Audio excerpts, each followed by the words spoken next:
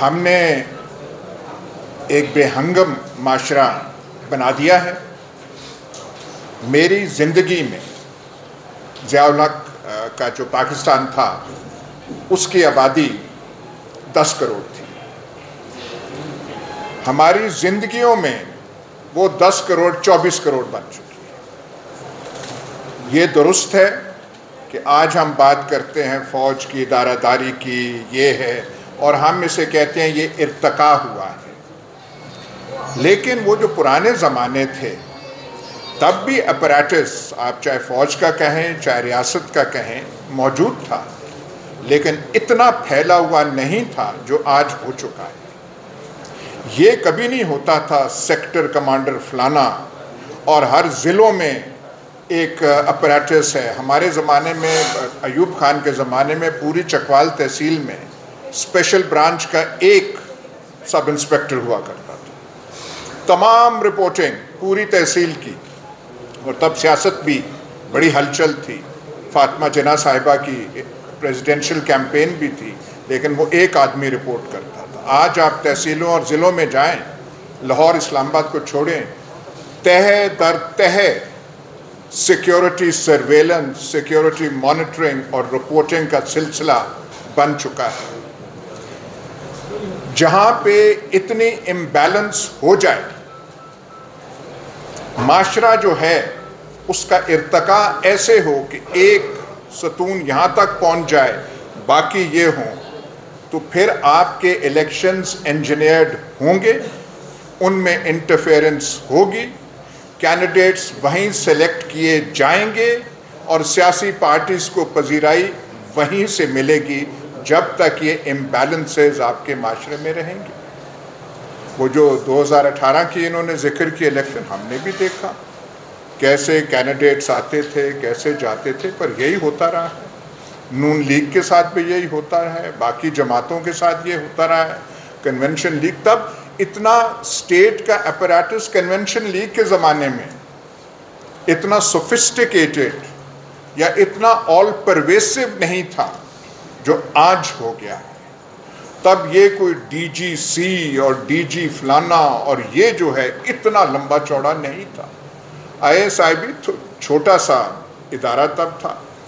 غلام جیلانی خان جب اس کے ہیڈ تھے، بھٹو صاحب کا عظیم کارنامہ ہے کہ اس میں جو انہوں نے پولیٹیکل ونگ ایک پیدا کیا، وہ بھی چھوٹا سا ایک وہ چوزوں والی نرسری تھی، پھیلتی پھیلتی، پھر آپ اس کا شکر ادا کریں افغان جہاد کا کہ پیسے آتے گئے اور وہ پھیلتا گیا پھیلتا گیا۔ آج کل فزیکلی اتنا وہ بڑھ چکا ہے، تو یہ ہم نے کر دیا ہے۔ سیاست اس کے تابع ہو گئی ہے، کیونکہ وہ ایک کوئی پنڈ کا کوئی بہت بڑا چودھری ہو تو باقی مظاہرے شظاہرے پہ نیچے آ جاتے ہیں۔ تو یہاں پہ صورتحال جو ہے اب یہ ہے، انہوں نے گرفتاریوں وغیرہ کا تو ذکر کیا، لیکن یہ رواج پہلے نہیں تھا کہ جس کو چاہا اٹھا لیا، جس کو چاہا غائب کر دیا۔ یہ اس لیے ہے کہ وہ کر سکتے ہیں۔ پر یہاں جو موضوع ہے فریڈم آف ایکسپریشن کا، یہ جو ہم کہتے ہیں حق اور صداقت کی آواز، حق اور صداقت کا علم، ہاں پاکستان میں ہمیشہ بلند ہوا ہے، لیکن کچھ احتیاط کے ساتھ۔ احتیاط ایسے کہ ریاست آپ کی بنی تو کئی چیزیں جو ہیں اس پہ رائے زنی، لبوں کو آپ استعمال نہیں کر سکتے۔ قیام پاکستان پہ بحث نہ ہو سکتی تھی، نہ آج ہو سکتی۔ جو ہمارے اکابرین ملت تھے، ان کے بارے میں آپ تنقیدی جائزہ کرنے کی کوشش کریں تو اس کی اجازت نہ تھی، نہ آج ہے۔ آپ کھولیں تو لوگ کہیں گے اور بھائی اس کو یہ موضوع نہ چھیڑیں، اس پہ ایک اتفاق رائے ہے، اس اتفاق رائے کو نہ آپ کریں۔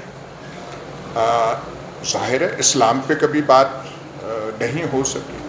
آئین ہم نے بنانا تھا، بناتے رہے، ہم ترتیب دیتے رہے قرارداد مقاصد کو، لیکن ہم نے کہا وہ بھی ہم بڑا کارنامہ کر رہے ہیں۔ چلتے چلتے جو آج کل کا جو معاشرہ ہے، 295 کے بارے میں میرا خیال ہے زیادہ کھل کے بات نہیں ہو سکتی، اور ہم نے بہادر سے بہادر وکلا بھی دیکھے ہیں جب 295C کا معاملہ ہو تو پیر تھوڑے سے پیچھے آ جاتے ہیں اور کئی موکلوں کو تو لیگل کاؤنسل ملتا ہی نہیں ہے. اور آج کل جو ہے اداروں پہ کھل کے بات نہیں ہو سکتی. وہ ہم کہتے ہیں کہ ارتقا ہوا ہے، ہم نام بھی نہیں لے سکتے. ہم جو ٹی وی پہ بیٹھے ہوتے ہیں کبھی ہم کہتے ہیں ادارے، کبھی کہتے ہیں مقتدرہ، کبھی کہتے ہیں اسٹیبلشمنٹ. نام وہ نہ لیں. جو لیٹسٹ فرمان جاری ہوا ہے اور وہ کل پرسوں ہوا ہے، پرسوں ترسوں ہوا ہے، تمام ستون صحافت، تمام حق صداقت اور سچائی کے پیامبر جو ہیں ان کو سمن کیا گیا اور سارے کے سارے وہاں پہ گئے. وہاں پہ جو اب نام میں نہیں لیتا وہ آئے، 2 منٹ کے صرف آئے کہ یہ اب شجرہ ممنوع ہے، فلانا نام نہیں لینا. اور آپ نے دیکھا ہوگا کہ تمام یہ حق اور صداقت کے ٹی وی چینل جو ہیں کیسے صراط المستقیم پہ چل پڑے ہیں کہ نام جو ہے کوئی نام ہی نہیں ہے. ہمیں بھی کل کہا گیا کہ نام نہیں لینا. ہم نے کہا ہم تو پہلے بھی نام نہیں لیتے تھے، ہمارے کئی مہربان ہیں جو پروگراموں میں آتے ہیں، وہ نام لیے بغیر ان کی وہ پوری استعداد پوری نہیں ہوتی، ان سے آپ کہیے گا. تو وہ نہ رہ سکے، انہوں نے نام لیا، اشارے کر کر کے وہاں سے نام کرتے تھے.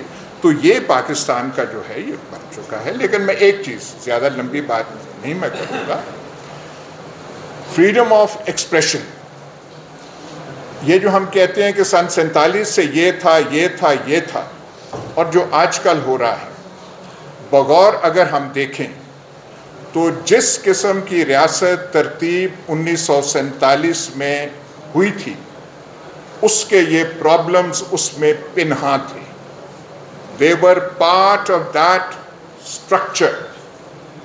جس قسم کی ہماری سو کالڈ فریڈم موومنٹ ہوئی، پولیٹیکلی بڑی ویک تھی اور ایلیمنٹس اس میں زیادہ پاورفل تھے. بیوروکریٹک ایلیمنٹ پاورفل تھا، ملٹری اتنا نہیں تھا، لیکن سیاستدان تو بالکل پیچھے والے تھے. اور وہ سیاستدان ایسے تھے، ماسوائے چند جو بڑے لیڈر ہیں 1-2، ان کی سوچ ہی بالکل اور قسم کی تھی. جو پنجاب کی روایتی جسے ہم جاگیردارانہ سوچ کہتے ہیں، پرو برٹش، پرو ویسٹ، پرو تابیداری، پرو تھانے داری، پرو ڈی سی شپ، وہ اس قسم کا مزاج ہمارے پنجاب کے اکابرین میں تھا. اور وہی سوچ اس ریاست کی جو ہے وہ سوچ کا حصہ بن گئی. تو پولیٹیکلی تو ہم مسلم لیگ بڑی ویک تھی اور اس کا وہ کانگریس جیسا تو آپ موازنہ کر ہی نہیں سکتے. تو دیز ور پارٹ جو سٹرکچر آف دا اسٹیٹ بنا، لیکن بنا اس کے بارے میں اب کتنی بات کی جائے اور کیا اس سے کیا جائے اس کا. لیکن میں ایک سوال پوچھوں گا کہ فریڈم آف ایکسپریشن جو ہم کہتے ہیں، چائنا میں زیادہ فریڈم آف ایکسپریشن ہے یا پاکستان میں؟ ایسا سیمینار آپ چائنا میں کر سکتے ہیں؟ ہرگز نہیں کر سکتے. پر وہاں پہ ایک کلیرٹی ہے، وہاں پہ کلیرٹی ہے کہ گائیڈنگ رول معاشرے میں چائنیز کمیونسٹ پارٹی کا ہے، وہ برملا کہتے ہیں. اور جو اس سوسائٹی کو گائیڈ کرنا ہے، بتانا ہے کہ اس کے ترجیحات کیا ہے، وہ چائنیز کمیونسٹ پارٹی نے کرنا ہے. انڈیویجول خیالات، انڈیویجول ول اور ڈیزائرز کی کوئی اہمیت نہیں. جو چائنیز کمیونسٹ پارٹی کے کلیکٹیو آئیڈیالوجی ہے، everyone must submit to it, یہ کلیرٹی ہے. بھائی یہاں پہ کون سی چائنیز کمیونسٹ پارٹی ہے؟ اٹھا لیں، ڈالوں کا راج اور زیادہ عام کر دیں، باقی جو چیزیں ہو رہی ہیں بالکل کریں. پر یہاں پہ لیڈنگ رول کس کا ہے؟ کس کو آپ ماؤ زیدونگ مانیں گے کہ ہاں یہ ماؤ زیدونگ ہے، اس کے لیے سب کچھ جو ہو رہا ہے جائز ہے؟ معاشرہ جو ہے آج کا نہیں 50 سال اور مزید قربانیاں دے گا. اگر آپ کہیں کہ جی ہاں میں ویسے نام ایٹ رینڈم لے رہا ہوں کہ جنرل قمر جاوید باجوہ ہمارا ماؤ زیدونگ ہے اور اس کی ہے، تو یہ تو بات چلنے والی نہیں. تو پاکستان کا یہ پرابلم ہے.